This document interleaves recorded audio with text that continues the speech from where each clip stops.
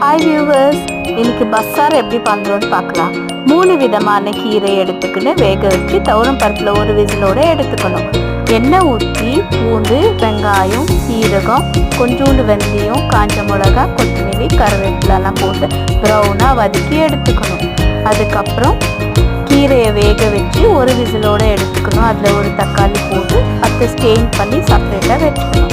அதுக்கப்புறம் எண்ணெய் ஊற்றி வெங்காயம் போட்டு காஞ்ச மிளகா போட்டு வதக்கி அந்த வேக வச்ச கீரையை அதில் போட்டு தேவையான உப்பு போட்டு பொரியல் பண்ணிக்கணும். அதுக்கப்புறம் எண்ணெய் ஊற்றி குக்கரில் வச்சுட்டு மிக்சியில் நீங்கள் வதக்கி வச்ச மசாலையை அதில் போட்டுட்டு சில்லி பவுடர், தனியா பவுடர், குழம்பு பவுடர், டர்மரிக் பவுடர் எல்லாம் போட்டு அந்த கீரை பொரியல் கொஞ்சம் போட்டு தேவையான உப்பு போட்டு கிரைண்ட் பண்ணி எடுத்துக்கணும் வியூவர்ஸ். அதுக்கப்புறம் எண்ணெய் ஊற்றி தாளித்து கிரைண்ட் பண்ணி வச்ச மசாலை அதில் போட்டு கொதிக்க